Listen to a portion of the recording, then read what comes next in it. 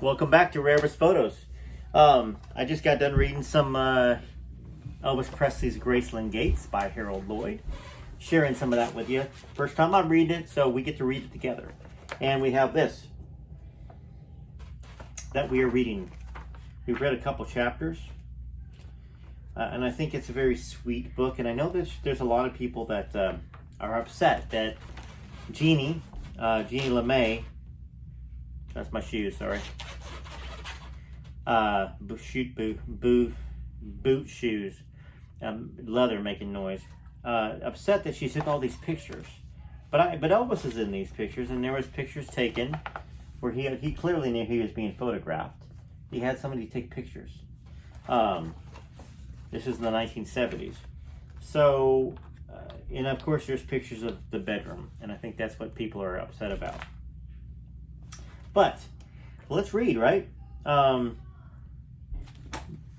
Linda had spent some significant time in Elvis's bedroom. And then they went out and they took a trip to the Gulf Shores, her and Jeanne and the family. The interesting thing from this last reading was that, well, before I get into that, thank you to your subscribers. I really need to make sure I thank you at the beginning of every video. Thank you to those that have left me super thanks lately. Here's a little screen record of that. Appreciate it very greatly. And I hope you have a Merry Christmas out there. That you're giving. It's Elvis had a giving spirit. Some of y'all can't give. Totally understandable. You don't have to. It's not required to watch these videos. But I did send a little screenshot to my wife. I said, "Look how sweet people are. Look at how giving they are." And I appreciate it. Yeah, but it does take effort and time and money to buy these books and all that stuff. So I appreciate that you get that. But not required. Let me just say that. If you want to give, that's great. But there's also other wonderful causes you guys can give to out there in the world. But like I said, I do appreciate it. And thank you to those that watch all the way to the end. I know a lot of y'all, I think it's close to 35 to 40% of the clicks on the video, you guys watch to the very end, which is amazing. That's so far above average on YouTube. The average watch time on YouTube is like 4 minutes or 5 minutes. And my channel here, our channel, has 12, 13 minutes of average watch time. It's more than double, the average. So it's because you have great love for Elvis. I get it. But y'all have also taken it upon yourselves to push the videos up in the algorithm, and push out Elvis's love. And I'm gonna keep bringing you videos. The Billy Stanley conversations are great. He's got such a heart for Elvis, and you can see it when he's talking about it. And he really wants to spread the good stuff. He doesn't want to spread a bunch of jealous, negative stuff all over the place. Like, there's a lot of Elvis channels that are out there that are pushing a very jealous narrative. Even family members that, I don't know. Billy says he doesn't want to get involved in being negative, and I get it. He doesn't. And then there's Elvis channels that aren't family members, like me. I'm not a family member of Elvis except in a spirit. Like y'all are family members in spirit, and I think Billy gets that. Billy Stanley does get that, and I think he very much respects y'all for it. And I understand all the people that want Elvis to be alive, and they think about Bob Joyce. Bob Joyce must be Elvis, and I don't really want to get involved in that. I 100% don't believe Bob Joyce is Elvis. I think he's even denied it. And I get this whole witness protection program and all this other stuff, and I don't mean to insult y'all if you believe it, okay? He's preaching the word out there. He's got a nice voice. There's it is what it is. Billy talked about that a little bit in our conversation. So that's kind of why I brought it up with Billy. Because somebody asked a question. So let's get to reading, okay? And I hope y'all have a wonderful, wonderful holiday season, just in case you don't watch all the way to the end when I say it. Jeanne, he wants me to meet him in Los Angeles. Eventually we got the cars loaded and finally headed out on the long drive to Gulf Shores. Everyone was excited and tired, and I remember feeling sorry for her uncles who had to do all the driving. Linda and I sat together in the back seat, and I think we must have talked about Elvis the whole way to Alabama. She kept asking, "Do you really think you'll call me when we get back?" We're going to be gone so long, I'm afraid he'll forget me. Do you really think he'll call? Yes, I said, I honestly do. With all my heart, I do believe he'll call you. He really likes you a lot. I can tell. Trust me, he's going to call. Now, during the long drive, I shared with Linda an experience I had growing up. I explained to her that I'm a Pisces, and we are noted to have perceptive abilities. Real quick, I had a nice message from a young lady that said she had a bit of a psychic intuition about one of the other books that we are reading about. And I wonder if she said she was a Pisces as well. I feel like she said something. Let me see here. Dun, dun, dun, dun, dun, dun. Her son is going to Rutgers, by the way. So congrats on that. Her name is Mel. And it's sad. She's got a dog that has to go in for a biopsy on Thursday. They suspect lymphoma. So she's dealing with all that stuff. I feel like she said something about, well, she's an empath. But I was just wondering. I just kind of wondering if Mel is a Pisces. It just made me want to look at that real quick. Anyways, I do read your messages. Y'all send me a lot of emails and messages on different platforms. And I try my hardest to get back with y'all as soon as I can. I know I asked y'all to send me some pictures of your Christmas trees. I've just gotten one. It is from Trista Zerby. She shot me a quick picture. Oh, it's a cute little Christmas tree. I like it. You can see that right there. I want to see your Christmas trees, okay? Doesn't have to be anything grandiose. I used to be pretty crazy about Christmas. I mean, I still am. But I used to have 5-6 Christmas trees up around the house. And my wife thought it was too much. Anyhow, back to reading. I'm a Pisces. We are noted to have perceptive abilities. I'm not sure exactly what it is, but I think maybe I'm more attuned to life's little signals. I've made predictions before that have come true, and I was explaining these to Linda as we drove. I remember I explained to her, when I was young, I was a young, innocent virgin of 15. My boyfriend at the time, a guy named Paul, had taken me to the drive-in to see Elvis in the movie Spin Out. In the movie, Elvis was being stalked by several different girls, including Deborah Whaley, Diane McBain, and Shelley Fabrez. All of the girls kissed him, and as they did, he heard wedding bells. My date used that as an excuse to try to kiss me as we sat there in his car, but I wanted nothing to do with him, so I pulled away from his attempt, pointed up to Elvis on the screen, and said, "See that guy up there? One of these days I'm going to meet him, and I'm going to get a kiss from him." And as I explained to Linda, it had come true with her as my witness, no less. Now I happened to run into Paul several years ago, and I asked him if he remembered me telling him about how I would one day get a kiss from Elvis. And he did. He had heard from some friends about me working for Elvis later, and we both got a kick about that. So when I tell you he's going to call you, you can believe it, Jeanne said. I had no doubt that he would. Now we spent the next 2 days driving to Gulf Shores. We had so much fun getting there, stopping at all the little stores and out-of-the-way shops along the way. Linda's Aunt Christine was diabetic, which caused us to have to stop often so she could eat at regular intervals. I'll never forget that we stopped at a small roadside restaurant out in the middle of nowhere, and we had all ordered hamburgers. Now, when they arrived at the table, they were all way overcooked, almost burnt. Kind of how I like them, actually, myself personally. So Aunt Christine speared one of the hamburger patties and carried it back to the kitchen to complain to the cook. Stabbed it with a fork or knife and speared it. She quickly ran back out, screaming that there were more flies in the kitchen than she'd ever seen. Oh, nasty. Everyone immediately jumped up and ran out of the restaurant, piled into the cars, and drove off. It must have looked like a Keystone Cops movie. We laughed the rest of the way to the beach. They didn't pay for that food, trust me. They did a dine and dash. But if there's flies everywhere landing on all the meat and stuff, I don't blame them. Do you? Well, we finally arrived, pulling up into the front of the cutest little cottage right out of the beach. Now, I can see why people love coming to the beach so much, I said. It was a little cramped for 13 people, but we made out just fine. All of the females shared 3 bedrooms, leaving the guys in 1. It really worked out well, even though our logistical skills were tested by having only 1 bathroom. Oh, that's horrible. But we were young and carefree, and we had a blast. Linda and her family introduced me to the simple pleasures of Southern eating. They fixed a lot of grilled foods, and I ate my first hush puppy while there. The simplest things, such as preparing the meals, were so much fun, with everyone pitching in, reminiscent of a scene from the movie The Big Chill.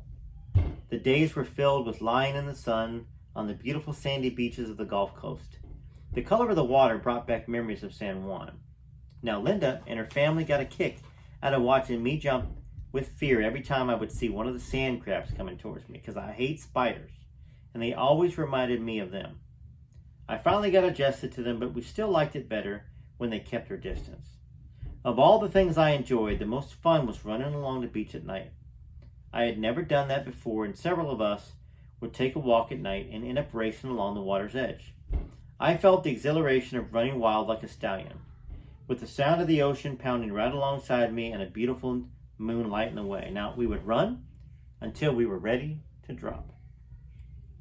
At night, we would sit around and tell stories, play games, and do whatever we felt like doing. There was no phone, and there was no TV. But we did not miss either of them. I could not have had a better time, and Linda and her family made it very special for me. I felt like a queen all over again. Linda and I talked constantly about Elvis.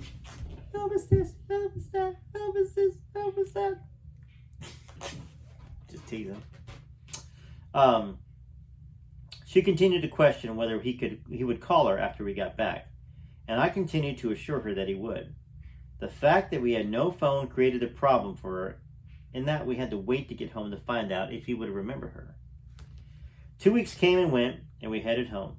Now, although we all had a great time, it was good to get home, as it usually is after a long trip. We said our goodbyes to the rest of the aunts, uncles, and cousins, and we went inside and began unpacking. Well, about 2 hours after being home, the phone rang, and it was one of Elvis's guys who said they had been trying to call for 2 weeks. I could tell from Linda's expression when Elvis got on the phone with her. Her smile said it all. "Oh, it is sure good to hear from you again. We had a great time, and I missed talking to you." "What? Oh, I'm sorry. I thought I told you that we were going to be gone for 2 weeks." "No, silly. We didn't drop off the end of the earth." Elvis was like, "I thought you dropped off the end of the earth, honey." Well, as it turned out, Elvis had not realized we were going to be gone for so long. He'd been trying every day since we left to get in touch with Linda, and was apparently getting very frustrated at not being successful. He explained to her that he thought we were only going to be gone for a day or so, so he thought Linda had just been trying to avoid him for some reason. If only he had known. Nothing could have been further from the truth. The two of them talked for a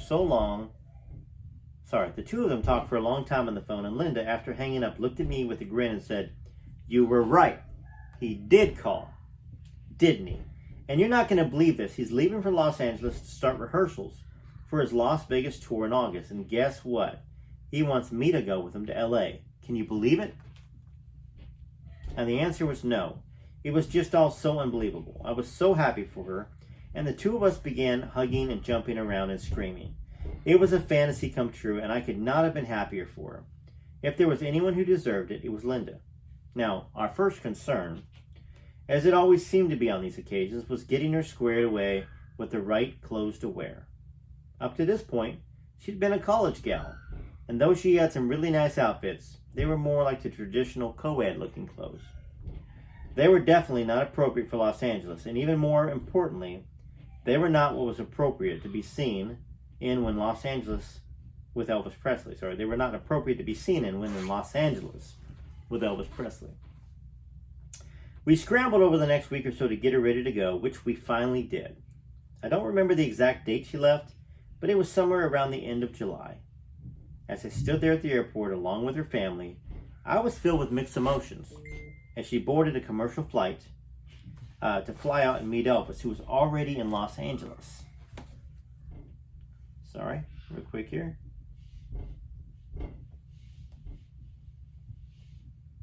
By the way, in that last video, I talked about somebody that sent some information. When I was talking to Darian Matera, you see that conversation. It was Jeanne Tate that sent me some information. Anyways, I think I forgot to mention her. Maybe I mispronounced her name.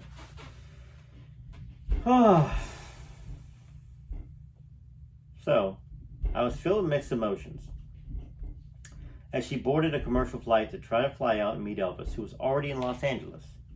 I knew that the young, sweet, innocent girl I was waving goodbye to would not come back the same way. There were no doubts in my mind that she was going to have to become a big girl very quickly. I didn't know if Elvis was going to take advantage of her, but deep in my heart, I had the feeling that he would not hurt her. I was concerned for her, but at the same time, I knew that this was a once-in-a-lifetime experience that she couldn't pass up. As we drove to the airport, I sensed her nervousness. I knew she was only concerned with whether or not Elvis would really like her, whether she'd be able to make him happy. As we approached the terminal, I remember looking at her and saying, "Linda, you've got everything going for you. You're beautiful, you're intelligent, and you have a great sense of humor. What's there not for him to like?" And I added, "If I were a guy, I'd ask you to marry me." She started laughing, and I think that helped ease her fears a little bit. She told me later that she told Elvis what I'd said when she got to LA, and that he thought it was funny and had gotten a very big kick out of it.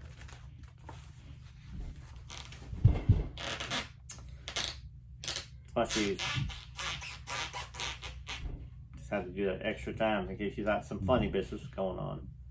Or as Susan Henning said, in case Elvis used to laugh at passing airs. Flatulence. After seeing Linda off at the airport, Aunt Betty suggested that we all go to the Piccadilly cafeteria for lunch, one of my favorite places to eat near Graceland.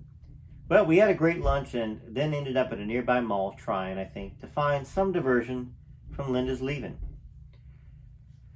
Walking through the mall, we came upon a crowd of people gathered, as it turned out, for a hot pants contest being sponsored by Walgreens. Well, hot pants were the rage that year, and as luck would have it, I was wearing a pair of white ones at the time. "Jeanne, you got to enter that contest," somebody said.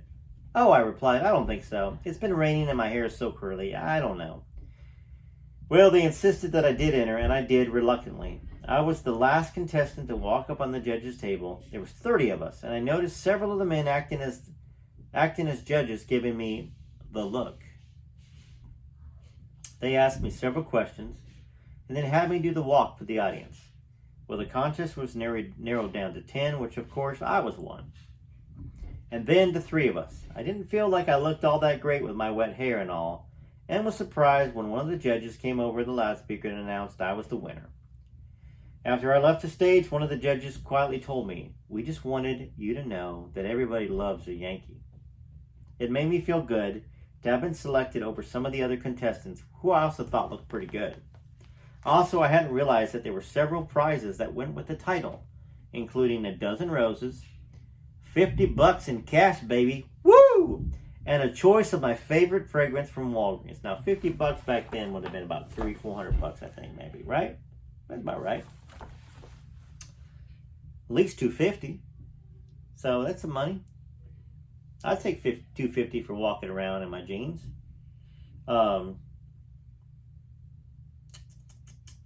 Let's see here.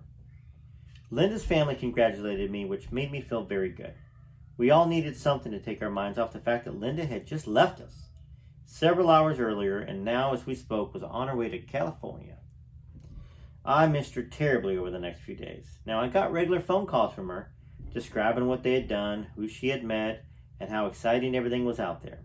She told me that for all the effort we had gone through buying her new clothes, Elvis had practically bought her a new wardrobe once she got there. She was excited not just by being in LA, but by being with Elvis all the time. Now, I knew she couldn't really talk. I could always tell that Elvis was close by whenever she called, so I didn't get a chance to ask her the important question that I was dying to ask. I had to wait until she flew back to Memphis 2 weeks later. Meeting her at the airport, I was excited to ask about the trip, as I had been to ask her how well things had gone when she had come down from Elvis's room that first night at Graceland. "Well," I says impatiently as we got in the car, "did he try anything? Did anything, happen?" No, she explained, he could have not been any sweeter. I told him that I was not ready to do anything until I felt comfortable and that he thought I was really special. Surprisingly, he told me that he wanted everything to be perfect for us the first time that we did anything, and that he was entirely leaving it up to me to let him know when I'm ready. Jeannie, he's the most special person I've met in my life. Well, the two of us agreed that he had been the most unique man on the planet. And look what he bought me, she exclaimed. And that's where I'm going to leave it. I'll mark it right there. We'll see what Elvis bought her in the next reading in this series. Thanks so much for joining me. Rarest Photos. Y'all are amazing. Go visit my sister channel, Elvis and the Legends. And stay tuned. A lot of great things happening. We're going to have Michael Peterson on the show December 27th. We're going to have Craig Campbell sometime next year. Probably going to get John Snyder. Got to talk to John Snyder from the Dukes of Hazzard. He's got a great little Elvis connection. And if y'all can think of anybody else that maybe you want me to bring on and have a conversation with them, let me know. I'm open to it. I love talking to people. I love bringing people to y'all. Okay? That's all I got. Hope you enjoyed it. TCB, TLC. Till next time.